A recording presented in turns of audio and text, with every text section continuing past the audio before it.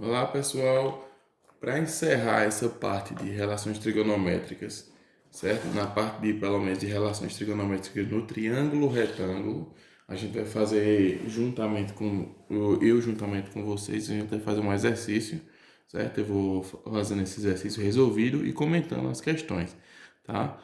Mas depois a gente continua com o triângulo. Olha, o que é interessante aqui? Eu vou ter que dar uma. Opa, desculpa, eu bati aqui no geral. Vou ter que dar uma geral para que vocês sempre se situem e não fiquem apenas olhando os assuntos e como se os assuntos estivessem caindo de paraquedas, certo? Vou novamente situar vocês. Primeiro, quando a gente começou a estudar isso aqui, Pitágoras, certo? E logo após estudar Pitágoras, a gente estudou, vou botar aqui, relações,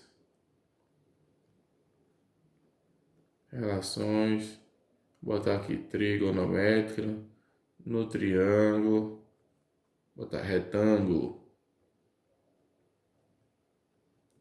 certo? A gente vai estudar isso aqui até as aulas passadas, até essa aula na verdade, né? Essa aula a gente continua. E depois a gente vai continuar estudando essas relações, deixa eu ver se aqui pega, mesma coisa, as relações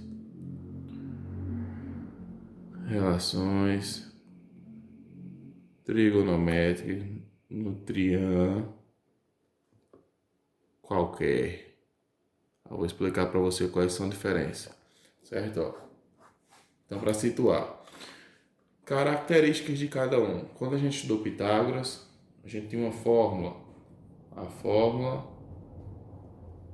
era a ao quadrado igual a b ao quadrado mais c ao quadrado, certo? Ou seja, com dois lados do triângulo a gente descobriu o terceiro. Foi assim que a gente aprendeu Pitágoras. Pitágoras também só calculava triângulos retângulos, ou seja, é aquele triângulo que em um dos ângulos tem aquela setinha, certo? Pitágoras não usava ângulos, usava ângulos, só as laterais, as medidas dos lados. Vou botar assim ficou melhor, mais bem explicado, certo? Quando a gente chegou na relação trigonométrica, também tinha fórmulas. Tô fazendo isso, gente, porque senão vocês ficam só estudando vídeo e aula, assunto que cai aqui, mas termina nem sabendo onde está, né? Onde se está. Então também tinha fórmula, só que as fórmulas não era mais essa de Pitágoras.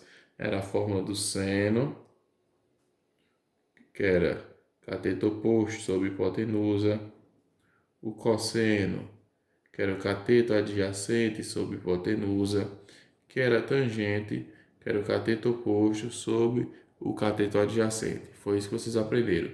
Nessa fórmula, usa-se os ângulos, diferente de Pitágoras, daí você já vê, ó, e a gente já falou isso várias vezes em vídeo, tá? Só se precisa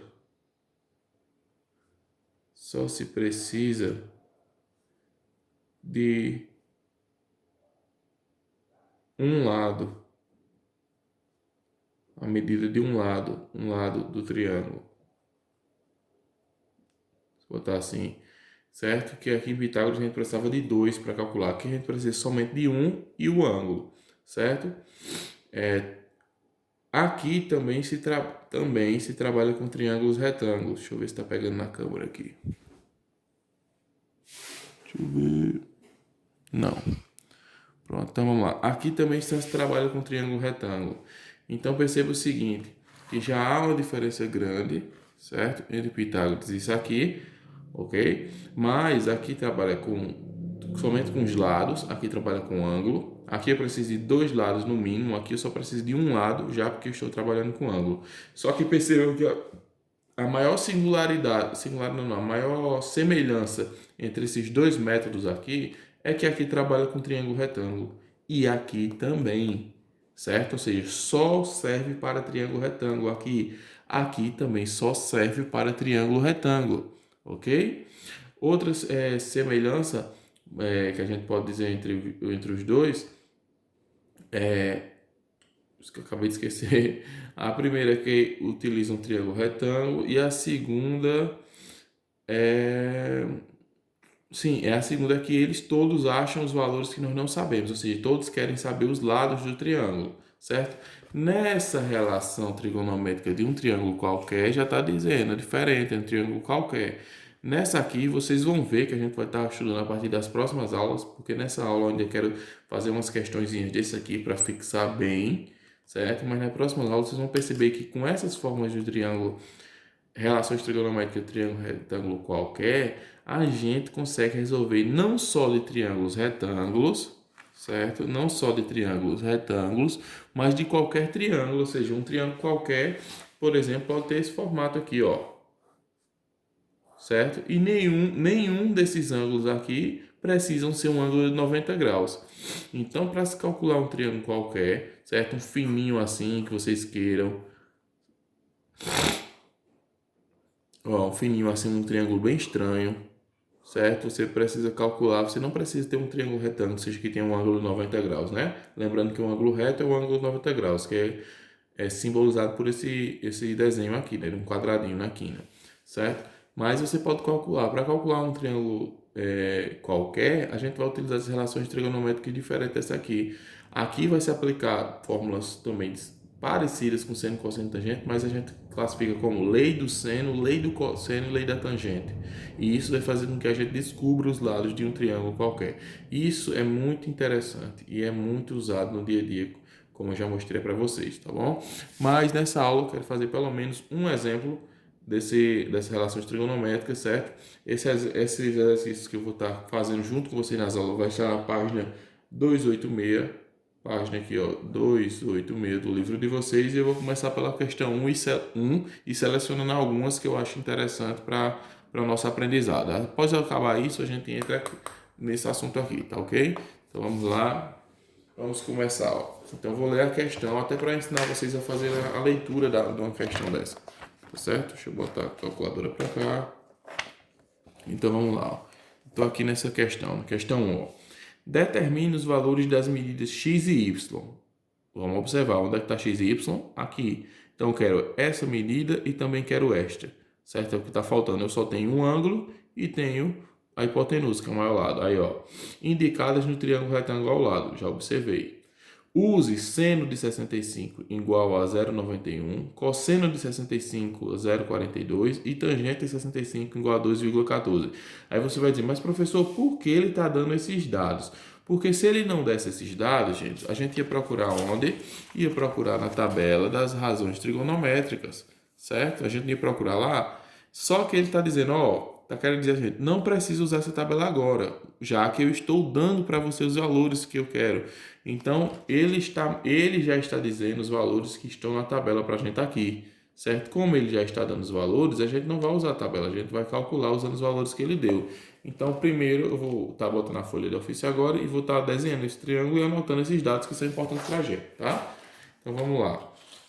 Vou colocar aqui, fazer até ele de forma grande. Esse assunto, no geral, gente, é bem simples. Se a gente tiver um pouco de calma, paciência, a gente resolve qualquer probleminha dele. É bem tranquilo, certo? Tá mal feitinho aqui o triângulo, era para ser um pouco mais magrinho, mas não tem problema. Então vamos lá. Aqui é y, estava faltando aqui é x. Aqui temos 9 e aqui temos o ângulo de 65. Ele já deu os dados para a gente, dizendo que a gente usasse o seno de 65 graus igual, vou fazer com essa outra caneta.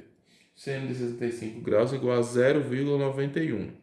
Ele mandou usar o cosseno de 65 igual a 0,42. 0,42. E a tangente de 65, ele mandou usar 2,14. Aí a gente vai para aquele velho problema. Ele disse o que, ó? Determina os valores de x e y, certo? No triângulo retângulo ao lado. Ou seja, a gente tem um x e y aqui que está faltando. Ele quer saber qual é essa medida? Qual é esta medida? Certo? Para isso, a gente vai ter que usar aquelas formulazinhas, né? Que a gente tá feio de ver. Do seno de alfa é igual a cateto oposto sobre hipotenusa. Cosseno de alfa é igual a cateto adjacente sobre hipotenusa. Deixa eu ver se está pegando a câmera. Subir um pouquinho. igual a tangente de alfa é cateto oposto sobre cateto adjacente. Então, observe o seguinte.